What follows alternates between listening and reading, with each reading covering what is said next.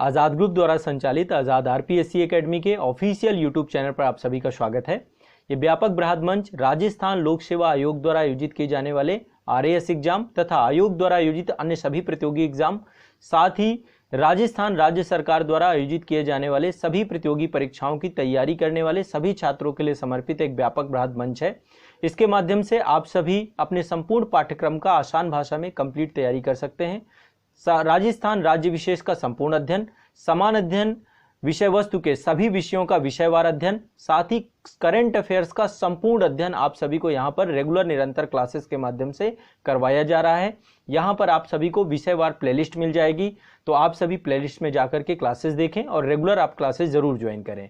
साथ ही आप सभी के लिए एक निःशुल्क करंट अफेयर्स की मैगजीन उपलब्ध कराई जा रही है। ये मैगजीन आप सभी को आज़ाद आरपीएससी एकेडमी के ऑफिशियल एप्लीकेशन में मिल जाएगी। एप्लीकेशन की लिंक आपको वीडियो के डिस्क्रिप्शन में मिल जाएगी, आप डिस्क्रिप्शन में जाके देख सकते हैं, या फिर आप सभी गूगल प्ले स्टोर पे आज़ाद आरपीएससी एकेडमी का एप्लीकेशन जो है आप सभी डाउनलोड कर सकते हैं। वहां से भी आप स्टडी मटेरियल वाले सेक्शन में जाएंगे, मंथली आपको करंट अफेयर्स की मैगजीन निःशुल्क प्राप्त होगी।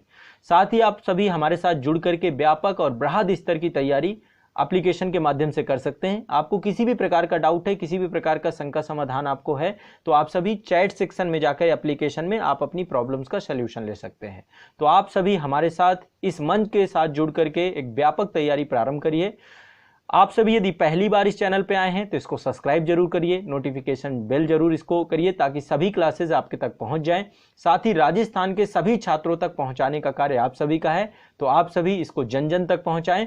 चलिए अपनी क्लास प्रारंभ करते हैं और इस व्यापक मंच को राजस्थान के सभी छात्रों तक पहुंचाइए। क्लास को प्रारंभ करते हैं। करंट अफेयर्स के आज के अंक में हम लोग लगभग 10 टॉपिक ले रहे हैं करंट अफेयर्स के, और ये 10 टॉपिक हाल फिलहाल में जो आपके घटनाक्रम हुए हैं उनसे जुड़े हुए हैं, और इनकी सर्वोच्च प्रायिकता है कि आने वाले एग्ज़ाम में आपको इनके प्रश्न दिखेंगे। ठीक है, तो चलिए एक एक करके मैं प्रारंभ कर रहा हूँ, एक एक करके लेकर के आपको चल रहा हूँ। पहला करंट अफेयर्स आपका ये आर्द्रभूमि क्षेत्र से जुड़ा हुआ है। ठीक है, आर्द्रभूमि क्षेत्र यानी कि वेटलैंड साइट। इंडिया में टोटल अब संख्या कितनी हो चुकी है वेटलैंड साइट की? टोटल कितने आर्द्रभूमि क्षेत्र भारत में हो चुके हैं? एक कन्वेंशन हुआ था, ईरान का एक शहर है जिसका नाम है, क्या नाम है उसका? रामसर।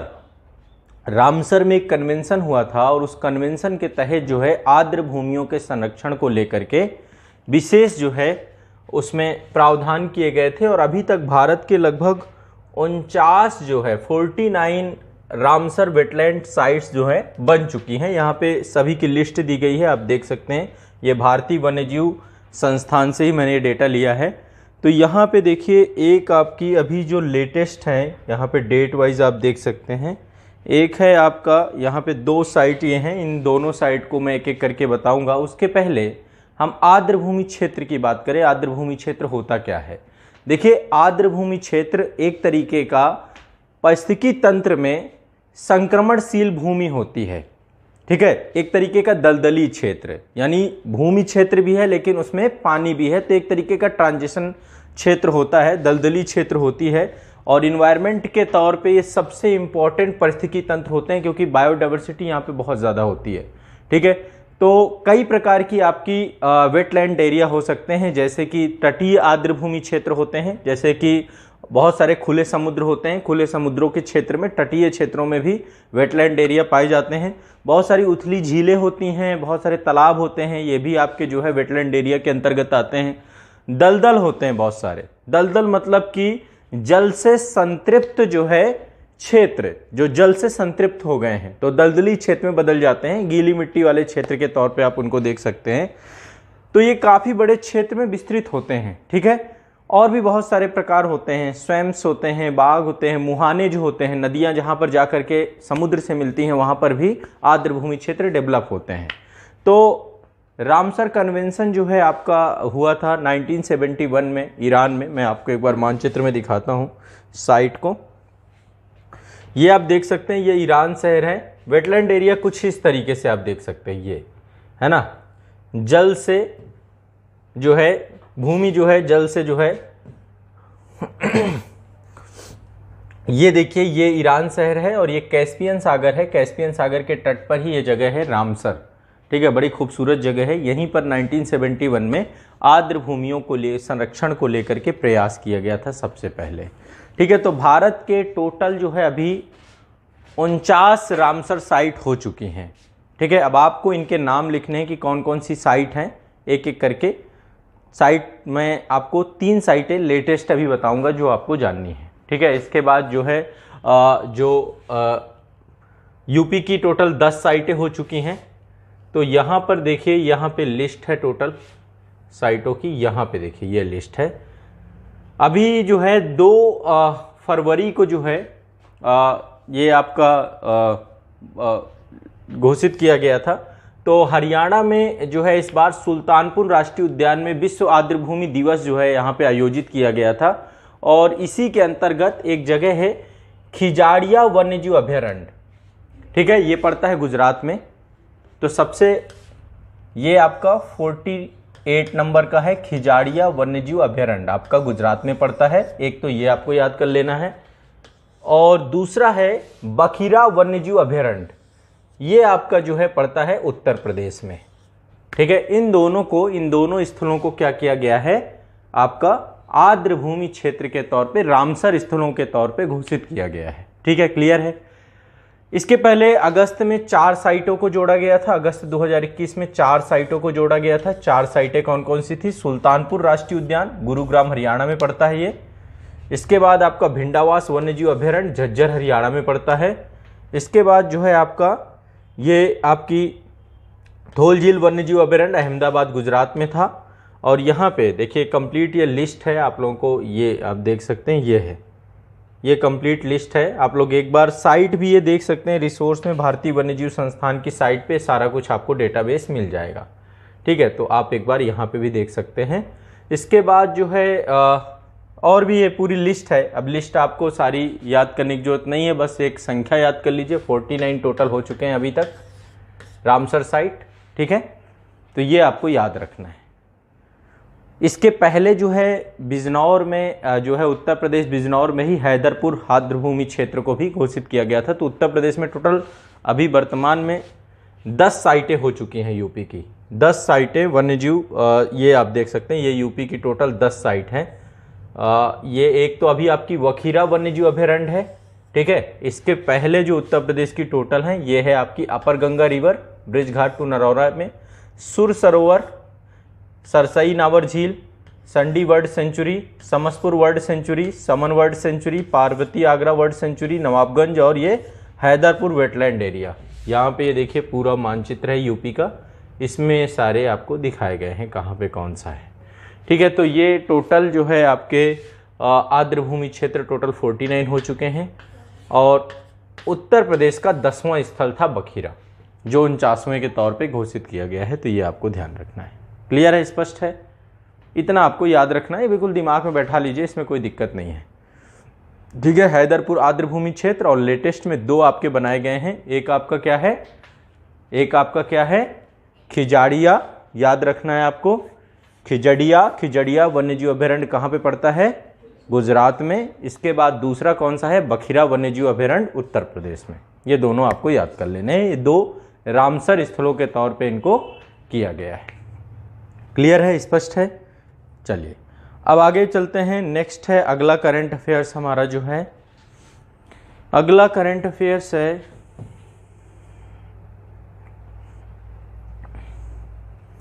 हाँ, यहाँ पे आप देख रहे हैं फरवरी 2022 में ये सवी टेक्सटाइल एक्सप्रेस चलाई गई है, इसका संचालन किया गया है। तो इसके बारे में भी हमें थोड़ा सा जानना है चीज़ों को कि ये किस लिए, किस उद्देश्य से चलाई गई है और ये क्या है। ठीक है, क्वेश्चन इससे भी पूछा जाएगा आप लोगों का। ठीक है, तो सवी टेक्सटाइल एक्सप्रेस चलाई गई आपकी, और इस ट्रेन का संचालन जो है आपका फरवरी 2022 में किया गया है। कहाँ से कहाँ चलाई गई है? एक जगह पड़ती है चलथान, चलथान आपका सूरत में पड़ता है, से लेकर के सकरैल, सकरैल आपका पड़ता है खड़गपुर डिवीजन में, खड़गपुर मतलब पश्चिम बंगाल। तो ये आपकी जो टेक्सटाइल एक्सप्रेस चलाई गई है, चलथान सूरत छेड़ से लेकर के सकरैल खड़गपुर डिवीजन तक चलाई गई है। सवी टेक्सटाइल एक्सप्रेस है, और ये जो है रेल और कपड़ा राज्य मंत्री जो है इनके द्वारा जो है इसको स्टार्ट किया गया था। पहली टेक्सटाइल एक्सप्रेस कब चलाई गई थी? पहली टेक्सटाइल एक्सप्रेस चलाई गई थी 2021 में, सितंबर 2021 में ऊधना सूरत से लेकर के दानापुर तक चलाई गई थी आपकी। ठीक है, तो पहली जो थी आपकी टेक्सटाइल ऊधना सूरत से लेकर के रवाना की गई थी दानापुर के लिए। दानापुर आपका बिहार में पड़ता है। ठीक है, तो ये आपको ध्यान रखना है। अभी जो 7वीं टेक्सटाइल एक्सप्रेस है चलथान सूरत क्षेत्र से लेकर के सकरैल खड़गपुर डिवीजन तक चलाई गई थी। और एक तरीके से ये आपका मुख्य अल्टीमेट गोल इसका ये है कि जो आपका कपड़ा उद्योग है ना, उसको प्रमोट करने के लिए ट्रांसपोर्टेशन और इन चीज़ों को लेकर के व्यापक स्तर पर ये जो है टेक्सटाइल एक्सप्रेस रेलवे के लिए 1.2 करोड़ रुपए का राजस्व जो है ये लगातार डेवलप कर रही है। अगला ये आप देख सकते हैं, ये टनल है और इसका नाम है अटल टनल। तो अटल टनल जो है सबसे लंबी राजमार्ग सुरंग के तौर पे इसको मान्यता प्रदान की गई है। ठीक है, कहाँ है अटल टनल? कहाँ पर है ये अटल टनल? पीर पंजाल पर्वतमाला जो आपकी है, पीर पंजाल कहाँ पड़ती है? जम्मू कश्मीर में। तो पीर पंजाल पर्वतमाला में प्रधानमंत्री जी के द्वारा ये पूरी जोड़ी गई है आपकी। और ये आपका जो है रोहतांग दर्रा जो आपका है, मनाली लेह राजमार्ग पर रोहतांग दर्रे से भी ये गुजरती है। लगभग 9.2 किलोमीटर जो है ये लंबी है, 9.2 किलोमीटर लंबी है ये आपकी। तो ये भी आपका एक इम्पॉर्टेंट है। इसमें आप लोग इसको इस तरीके से लिख सकते हैं, इसके बारे में लिखिए, अटल टनल सुरंग को सबसे लंबी राजमार्ग के तौर पे मान्यता प्रदान की गई है। ठीक है, तो 3 अक्टूबर 2021 को प्रधानमंत्री जी के द्वारा इसका जो है राष्ट्र को समर्पित की गई थी। टोटल लंबाई इसकी जो है 9.02 है, 9.02 किलोमीटर है टोटल लंबाई, 9.02 किलोमीटर है। और ये जो है लगभग मनाली और लेह की दूरी को 46 किलोमीटर तक कम कर देती है, ये ध्यान रखना है। तो मनाली लेह राजमार्ग पर रोहतांग दर्रे से होकर के भी ये गुजरती है। तो ये आपको ध्यान रखना है। अटल टनल ये पीर पंजाल दर्रे पर जो पीर पंजाल पर्वतमाला है वहाँ से इसको पूरा का पूरा ये जोड़ती है। ठीक है, तो ये आपका हो गया। इसके बाद अगला करंट अफेयर से आपका ये एक इंडिया स्किल रिपोर्ट 2022 आई है। ठीक है, भारत कौशल रिपोर्ट 2022 लिख लो आप इसके बारे में। भारत कौशल रिपोर्ट 2022, भारत कौशल रिपोर्ट 2022 क्या है ये रिपोर्ट, किस पर्पस के लिए आई है ये?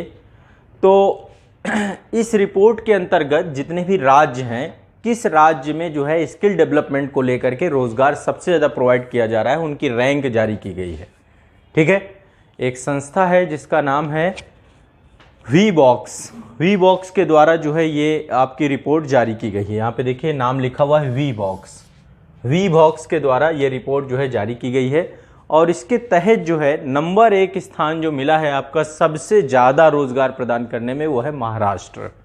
नंबर 1 पर है महाराष्ट्र कौशल युक्त रोजगार प्रदान करने में नंबर 1 आपका महाराष्ट्र है। दूसरे नंबर पे है उत्तर प्रदेश।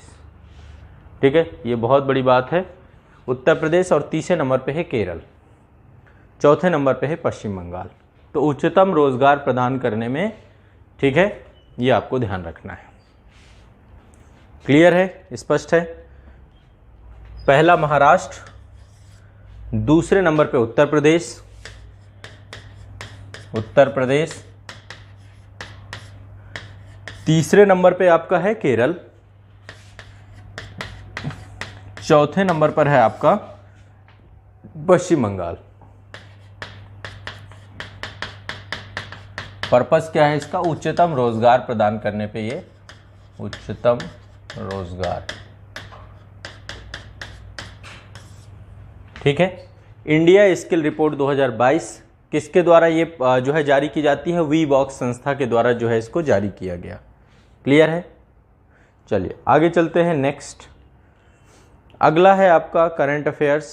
ठीक है। यदि हम शहरों की बात करें तो सबसे ज़्यादा मतलब रोजगार प्रदान करने वाले शहरों में महाराष्ट्र का है पुणे, सबसे ज़्यादा रोजगार पुणे, उत्तर प्रदेश का लखनऊ।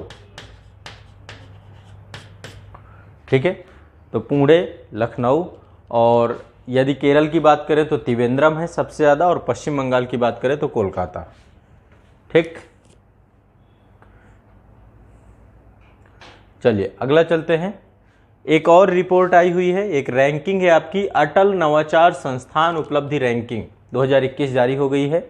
अब ये रैंकिंग जो है आपकी 29 दिसंबर 2021 को जारी की गई। अटल नवाचार संस्थान उपलब्धि रैंकिंग 2021 ये जारी की गई है। अटल नवाचार, डाल लो हेडिंग, डाल लो आप लोग, अटल नवाचार संस्थान उपलब्धि रैंकिंग।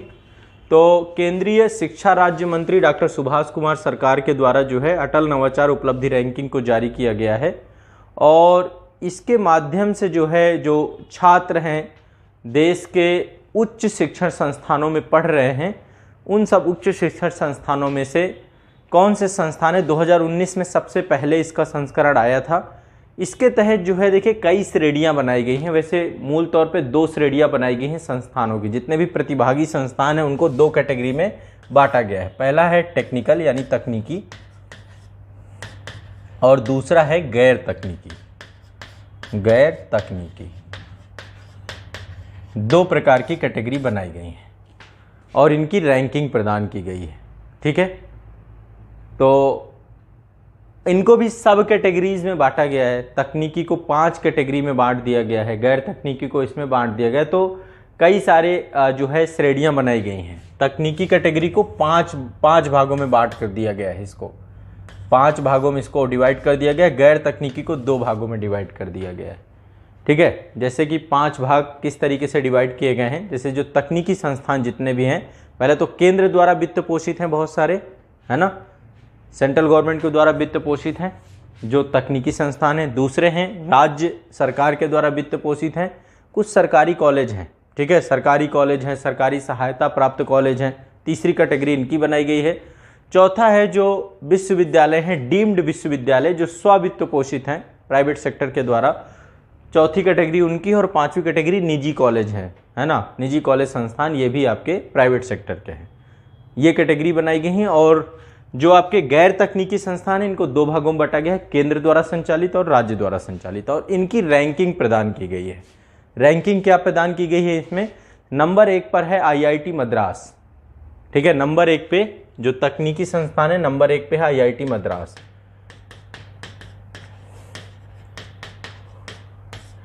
ठीक है, तो भारत के जितने भी संस्थान हैं सबको रैंकिंग दी गई हैं। ठीक है, 5 संस्थान जो आपके हैं केंद्र द्वारा वित्त पोषित, नंबर 1 में IIT मद्रास, दूसरे नंबर पे IIT बॉम्बे, इसकी जो पहली कैटेगरी है केंद्र द्वारा वित्त पोषित, दूसरे नंबर पे IIT बॉम्बे, और तीसरे नंबर पे आपका IIT दिल्ली है। 3 ही आपको मैं बता देता हूँ, 3 है, फिर इसके बाद IIT कानपुर है, फिर IIT रुड़की है, पर ये 3 आपको IIT मद्रास याद कर लो कम से कम, ये आपको पता होने चाहिए। ठीक है, इसके बाद इसमें पहली कैटेगरी क्या थी तकनीकी में, केंद्र द्वारा प्रायोजित जितने भी थे। ठीक है, दूसरी कैटेगरी इसमें राज्य द्वारा वित्त पोषित जो थे। तो राज्य द्वारा वित्त पोषित में नंबर 1 में आया है पंजाब विश्वविद्यालय, पंजाब यूनिवर्सिटी। ठीक है, पंजाब यूनिवर्सिटी नंबर 1। नंबर 2 में दिल्ली टेक्निकल विश्वविद्यालय। ठीक है, दिल्ली टेक्निकल विश्वविद्यालय, और तीसरे नंबर पे है नेता सुभाष यूनिवर्सिटी ऑफ टेक्नोलॉजी। ठीक है, तो आप सिर्फ इतना याद कर लो, इसमें केंद्र वाली कैटेगरी में IIT मद्रास को नंबर 1, राज्य वाली कैटेगरी में आपका पंजाब यूनिवर्सिटी को, ठीक है, आपको ध्यान रखना है। ठीक, जो तीसरी कैटेगरी है, पहली कैटेगरी केंद्र वाली, दूसरी कैटेगरी राज्य वाली, तीसरी कैटेगरी सरकारी, जितने भी सरकारी कॉलेज हैं, सरकारी कॉलेज में नंबर 1 में आया है college of engineering Pune Maharashtra में पड़ता है, college of engineering Pune Maharashtra. सरकारी कैटेगरी में है college of engineering Pune Maharashtra. ठीक है, बस इतना याद रखो, नहीं तो फिर याद नहीं होगा। बहुत ज़्यादा डेटा हमें नहीं भरना है, हम एक्चुअली मैगजीन वगैरह में बहुत सारा डेटा होता है इसलिए भूल जाते हैं। मैं यहाँ पे आपको एक एक डेटा याद कराऊंगा, उतना ही आ जाएगा आपका। ठीक है, इसके बाद विश्वविद्यालय या डीम्ड विश्वविद्यालय, चौथी कैटेगरी थी इसकी। विश्वविद्यालय या डीम्ड विश्वविद्यालय, उसमें आया है कलिंगा इंस्टीट्यूट ऑफ टेक्नोलॉजी। ये आपका उड़ीसा में पड़ता है, कलिंगा इंस्टीट्यूट ऑफ टेक्नोलॉजी। देखो इसकी 5 कैटेगरी थी, तकनीकी को 5 कैटेगरी में बांटा गया। केंद्र आईआईटी मद्रास, राज्य स्तर पे राज्य में कौन था? पंजाब यूनिवर्सिटी। सरकारी में कौन था? अभी बताया मैंने। सरकारी में कौन था? College of engineering Pune, Maharashtra में पड़ता है। इसके बाद डीम्ड विश्वविद्यालय, चौथी कैटेगरी है डीम्ड विश्वविद्यालय। इसमें कौन सा है आपका? Kalinga institute of technology, Orissa में पड़ता है। ठीक है। और 5वीं कैटेगरी है आपका निजी कॉलेज। तो निजी कॉलेज में आपका है GH Raisoni college, GH Raisoni college of engineering, Maharashtra में पड़ता है। GH Raisoni college of engineering, Maharashtra. तो ये 5 कैटेगरी हैं आपकी। ठीक है।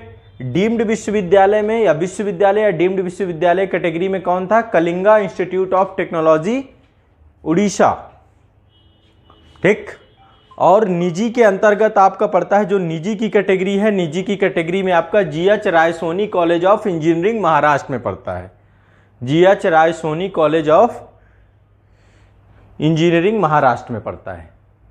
क्लियर है? स्पष्ट है? इतना आपको कोई दिक्कत नहीं है। अब जो गैर तकनीकी आपके हैं, गैर तकनीकी में 2 भागों में बांटा गया है गैर तकनीकी को। गैर तकनीकी में आपका पहला केंद्र द्वारा वित्त पोषित है। इसके तहत है Indira Gandhi national open university Delhi, IGNOU को मिला है। Indira Gandhi national open university. ठीक है। इंदिरा गांधी, और इसके बाद जो है राज्य द्वारा जो है वो है entrepreneurship development institute of India, Gujarat, इसको मिला है।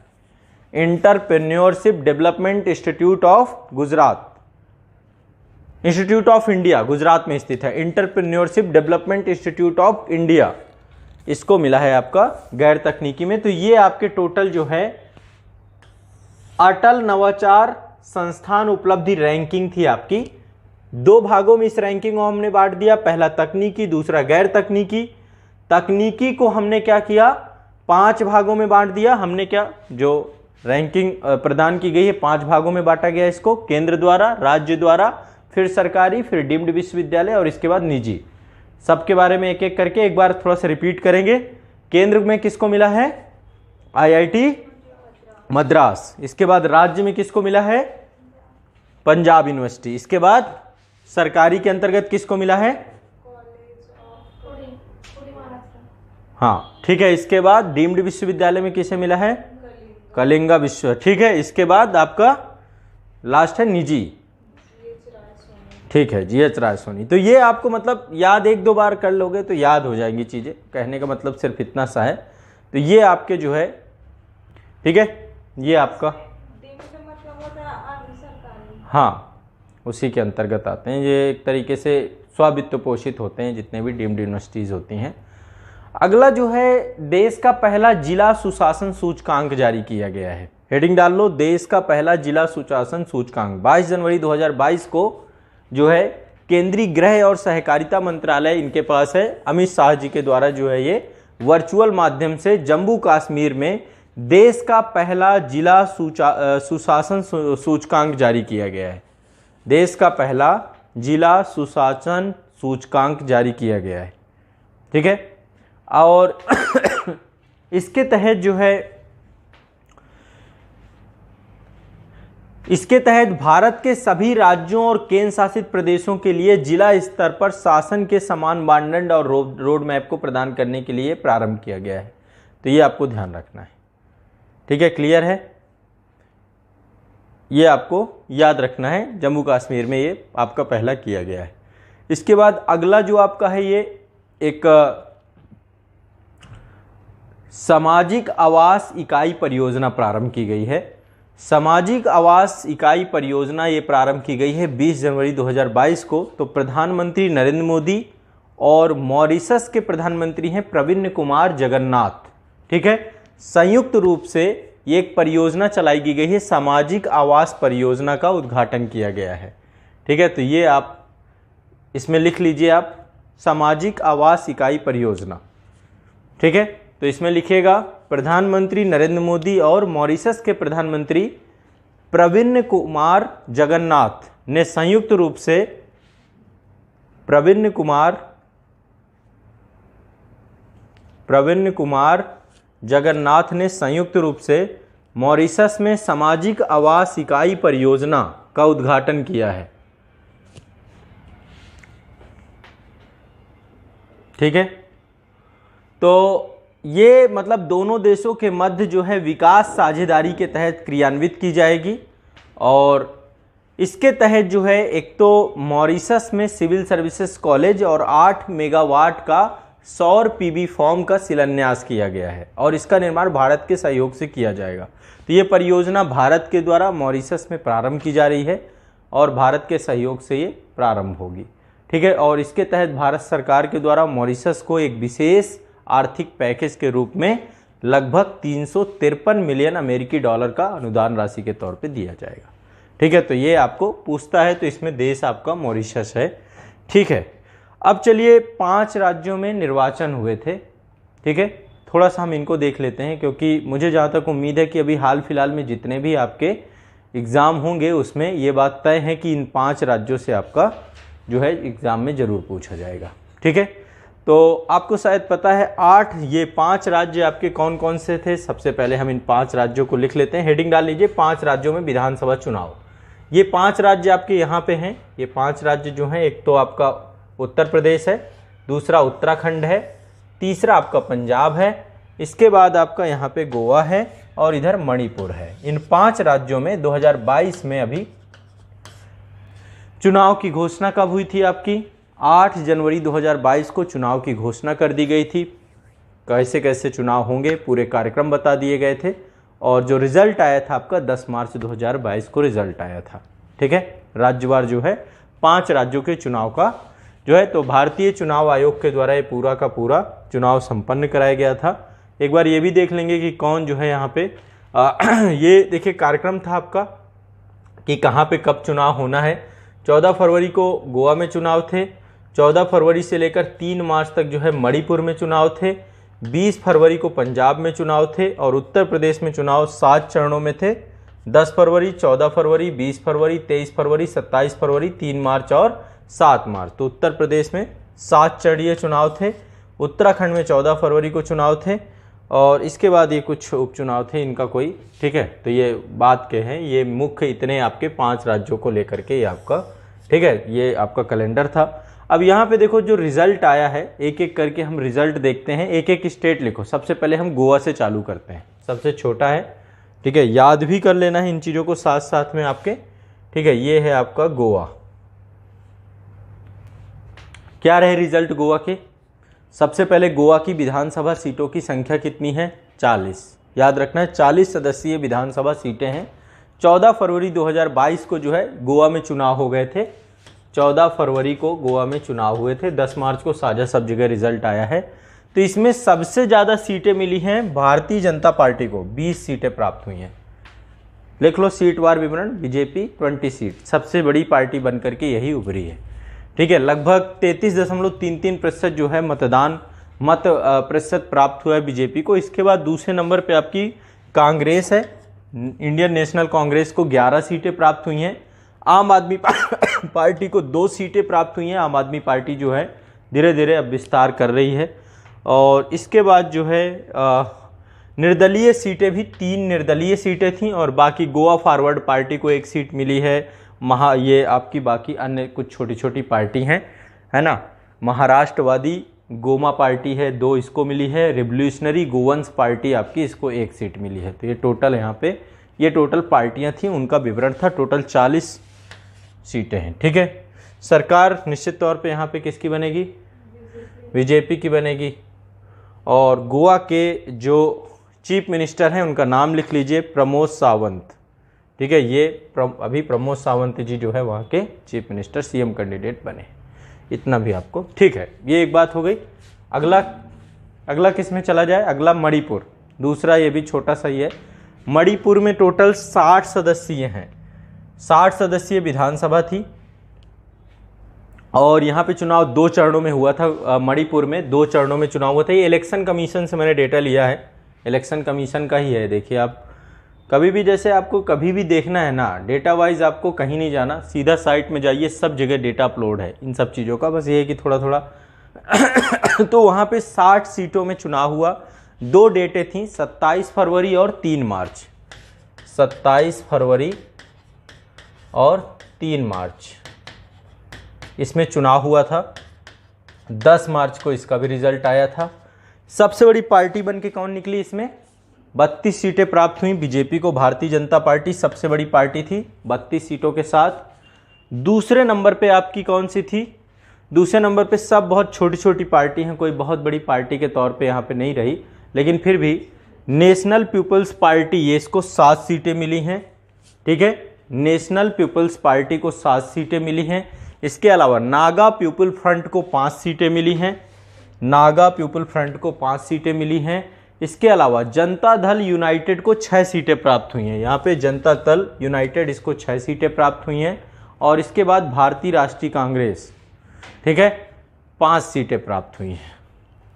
इंडियन नेशनल कांग्रेस को 5 सीटें और इंडिपेंडेंट 3 सीटें। ठीक है, बाकी ये कुकी पीपल्स अलायंस है, 2 सीटें ये कुकी पीपल्स अलायंस को मिली है। तो ये टोटल आपका मणिपुर का था। यहाँ पे सीएम कैंडिडेट कौन थे? यहाँ पे हैं ये, क्या नाम है इनका? नोंगथो, हाँ, ये बीरेन सिंह, याद कर लो इनको। ठीक है, एनबी बीरेन सिंह याद कर लो। ठीक है, तो ये आपके जो है यहाँ के सीएम कैंडिडेट हैं।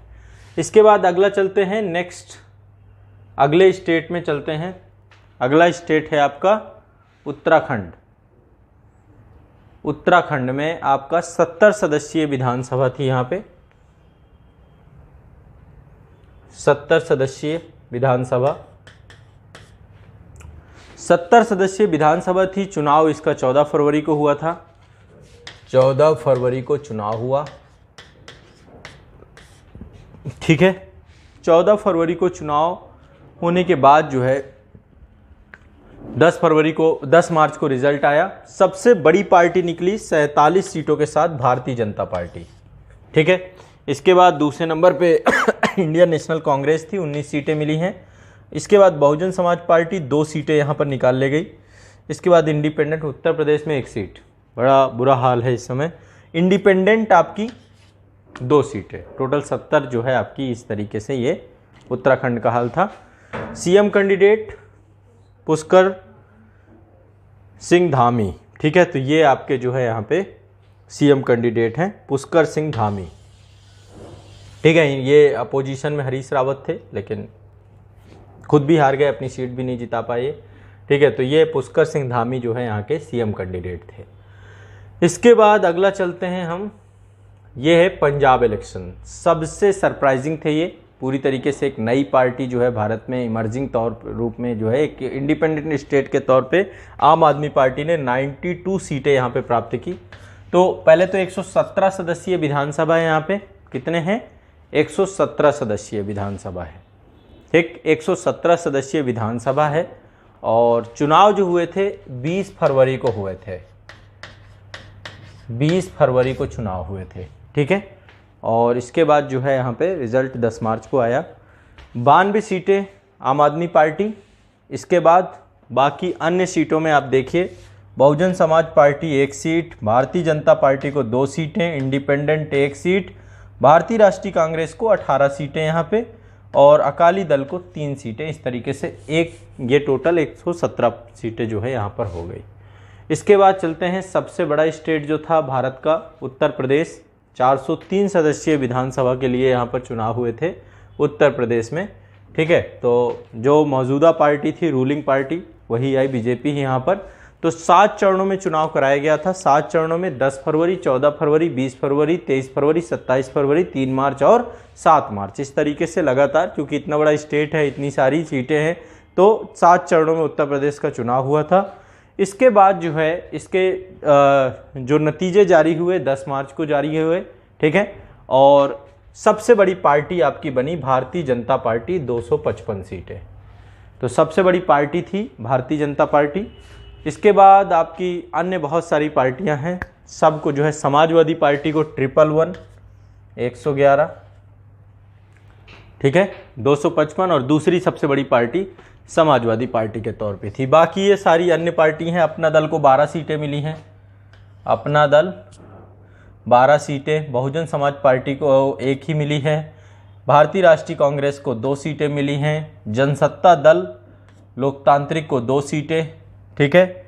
इसके बाद ये निर्बल इंडियन शोषित हमारा दल, ये इसके 6 सीटें मिली हैं टोटल, राष्ट्रीय लोक दल को 8 सीटें मिली हैं, और ये सोहेल देव भारतीय समाज पार्टी को 6 सीटें मिली हैं। तो इस तरीके से 403 जो है आपके ये सीटों पर चुनाव था। और इसमें पंजाब के सीएम जो हैं भगवंत मान बने हैं, ठीक है। यहाँ पर सीएम कैंडिडेट की बात करें तो यहाँ पे आपका भगवंत मान बने हैं, ठीक है। एक नया चेहरा, पहले सांसद थे ये, और दूसरा योगी आदित्यनाथ जी आपके उत्तर प्रदेश के सीएम बने हैं। तो ये आपका 5 राज्यों में जो हालिया चुनाव था बस। और इसमें यही पूछा जा सकता है कि किसमें कितनी सीटें थीं, कौन सी सबसे बड़ी पार्टी बन के उभरी, और कौन सीएम कैंडिडेट के तौर पे, ठीक है। इतना कम से कम जानना है। बाकी आप जिस स्टेट पीसीएस को दे रहे हैं वहाँ पे थोड़ा सा वो अलग से लूँगा। जैसे यूपी का है तो अलग से फिर डिटेल से कि मंत्रिमंडल, कैबिनेट और कितनी महिलाएं जीत के आई, ये सारी चीज़ें फिर अलग से हमें डिस्कस करनी होती हैं, ठीक है। तो ये जो है आज इतना ही रखेंगे, इतने ही टॉपिक हैं हमारे पास, ठीक है। अब इतने टॉपिक देखो साथ साथ मेरे याद होते जाएं आपके, तो फिर काम बन जाए। अब इतने को आप तुरंत रिवाइज कर सकते हो, ज़्यादा टाइम नहीं लगेगा, तुरंत इसको हम फास्ट रिवाइज कर सकते हैं, कोई इतना दिक्कत नहीं है। और इतना थोड़ा थोड़ा ही करेंगे और बाद में फिर इसके बाद गति बढ़ाएंगे। पहले एक ये है कि आपके अंदर कॉन्फिडेंस आए, ठीक है। रामसर साइट के बारे में सबसे पहला हमारा करंट न्यूज़ था, जिसके तहत मैंने आपको बताया था कि खिजाड़िया वन्यजीव अभयारण्य उत्तर प्रदेश और वाकिरा वन्यजीव अभयारण्य टोटल 49 साइटें हो गई हैं, ठीक है। पहली हमारी न्यूज़ ये थी इसके बारे में, ठीक है। दूसरे नंबर पे वेटलैंड एरिया के बाद दूसरे नंबर पे आपका है, दूसरी न्यूज़ क्या थी, ये आपकी एक टेक्सटाइल एक्सप्रेस चलाई गई है चलथान से लेकर के सकरैल तक, 7वीं टेक्सटाइल एक्सप्रेस है ये, ठीक है, इसके बारे में। इसके बाद ये अटल टनल है 9.02 किलोमीटर की, तो ये आपकी इसका शिलान्यास हुआ है, इसको प्रारंभ किया गया है। इसके बाद भारतीय कौशल रिपोर्ट 2022 आई है, जिसमें उच्चतम रोजगार के तौर पे महाराष्ट्र नंबर 1 है, शहरों में देखें तो पुणे नंबर 1 है, और इसके बाद उत्तर प्रदेश, केरल और बंगाल की रैंकिंग आई है इसमें। इसके बाद अटल नवाचार संस्थान उपलब्धि रैंकिंग आपकी जो आई है, इसमें 2 कैटेगरी थी, तकनीकी, गैर तकनीकी, केंद्र, राज्य और सरकारी डीम्ड विश्वविद्यालय या विश्वविद्यालय और निजी। तो सब में अलग अलग मैंने आपको बताया, एक में IIT मद्रास है, एक में पंजाब यूनिवर्सिटी है, बाकी उनका लिस्ट आप लोग तुरंत आप इसको देख लें। इसके बाद जो है ये आपका जिला सुशासन सूचकांक है, जम्मू कश्मीर में जो है इसको लाया गया। इसके बाद ये मॉरिशस के साथ जो है ये समझौता किया गया है, ठीक है, सामाजिक इकाई के लिए। और इसके बाद ये 5 राज्यों में चुनाव है, ठीक है। तो बस आज के लिए इतना ही रखेंगे, इसके बाद धीरे धीरे करंट अफेयर्स की संख्या बढ़ाएंगे। बस इतना, आपको जितना मैं कराता जाऊँ बहुत चरणबद्ध तरीके से, बहुत धीरे धीरे आराम में आपको करंट अफेयर्स करवाता रहूँगा, ठीक है। चलिए अब इसके बाद यदि कोई किसी तरीके से आपके डाउट